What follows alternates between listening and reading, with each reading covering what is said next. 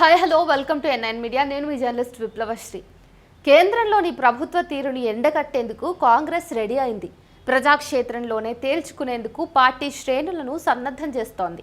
సామాజిక ఆర్థిక న్యాయం గురించి ప్రజల్లోకి తీసుకెళ్లాలని ఇప్పటికే పార్టీ శ్రేణులకు ఏఐసిసి చీఫ్ మల్లికార్జున ఖర్గే సూచించారు. ఆయన ఆదేశాల మేరకు దేశవ్యాప్తంగా రాజ్యాంగ పరిరక్షణకై సేవ్ కాన్స్టిట్యూషన్ పేరిట ర్యాలీలు చేపట్టనున్నారు. తెలంగాణలోనూ వీటిని నిర్వహించనున్నారు.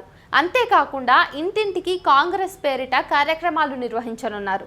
ఇప్పటికే రాష్ట్ర వ్యాప్తంగా జై బాపు, జై భీమ్, జై సంవిధాన్ విజయవంతంగా కొనసాగుతోంది. నేషనల్ హెరాల్డ్ కేసులోనూ సోమవారం నుంచి ఈ నెల 24 వరకు పార్టీ సీనియర్లు మీడియా సమావేశాలు నిర్వహించనున్నారు.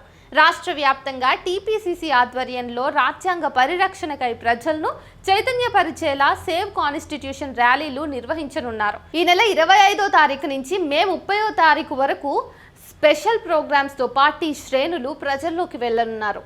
ముఖ్యంగా దేశం నేడు విపత్కర పరిస్థితులు ఎదుర్కొంటోందని, 10 ఏళ్లకు పైగా దేశాన్ని పాలిస్తున్న బీజేపీ రాజ్యాంగాన్ని అవమానపరుస్తూ, రాజ్యాంగ స్ఫూర్తిని దెబ్బతీస్తూ అప్రజాస్వామిక పాలనను కొనసాగిస్తుందని ప్రజలకు వివరించనున్నారు. అలాగే రాజ్యాంగం ప్రకారం ప్రజాస్వామ్య వ్యవస్థలను కాపాడుతూ, గౌరవిస్తూ పాలన చేయాల్సిన పాలకులు నేడు వ్యవస్థలను నాశనం చేస్తూ తమ అధీనంలోకి తీసుకుని ప్రజాస్వామ్య స్ఫూర్తిని కాలరాస్తున్న విధానాలను ఎండగట్టి రాజ్యాంగాన్ని కాపాడుకోవాల్సిన అవసరం ఉన్నదని ప్రజలకు తెలియజేయాలని కాంగ్రెస్ పార్టీ మునుపెన్నడూ చేపట్టని తరహాలో సేవ్ కాన్స్టిట్యూషన్ ర్యాలీలకు శ్రీకారం చుట్టింది. జిల్లా స్థాయిలో సైతం రాజ్యాంగ పరిరక్షణపై ప్రజలను చైతన్యపరిచేలా మే 3వ తారీఖు నుంచి 10వ తారీఖు వరకు సేవ్ కాన్స్టిట్యూషన్ ర్యాలీలు నిర్వహించనున్నారు.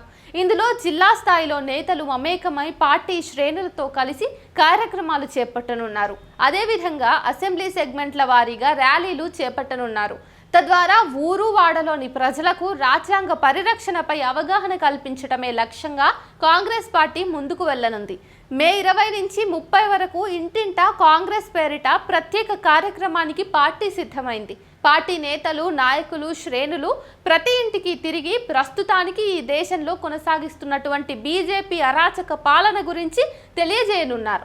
అలాగే కేంద్ర ప్రభుత్వాన్ని నిలదీస్తే ఏ రకంగా అక్రమ కేసులు బనాయించి బెదిరిస్తున్నారో వంటి విషయాలతో పాటుగా దేశవ్యాప్తంగా కులగణన డిమాండ్ను ప్రజలకు వివరించనున్నారు. రాజ్యాంగ నిర్మాత డాక్టర్ బిఆర్ అంబేద్కర్ పై కేంద్ర హోంమంత్రి అమిత్ షా చేసిన అనుచిత వ్యాఖ్యలకు నిరసనగా దేశవ్యాప్తంగా జై బాపు, జై భీమ్, జై సంవిధాన్ పేరిట కార్యక్రమాలను చేపడుతున్నారు. ఇప్పటికే టీపీసీసీ ఆదేశాలతో రాష్ట్ర వ్యాప్తంగా ఈ కార్యక్రమాలు సక్సెస్ఫుల్గా కొనసాగుతున్నాయి. దాదాపు 95 అసెంబ్లీ నియోజకవర్గాల్లో పార్టీ నేతలు, నాయకులు కార్యక్రమాలు నిర్వహిస్తున్నారు. దేశంలో ఆర్థిక అసమానతలు, వివక్షలు తొలగి సామాజిక న్యాయం, శాంతి, సంక్షేమాలు కాపాడాల్సిన, రాజ్యాంగాన్ని రక్షించాల్సిన అవసరం ఉందని ఈ సందర్భంగా నేతలు పిలుపునిస్తున్నారు.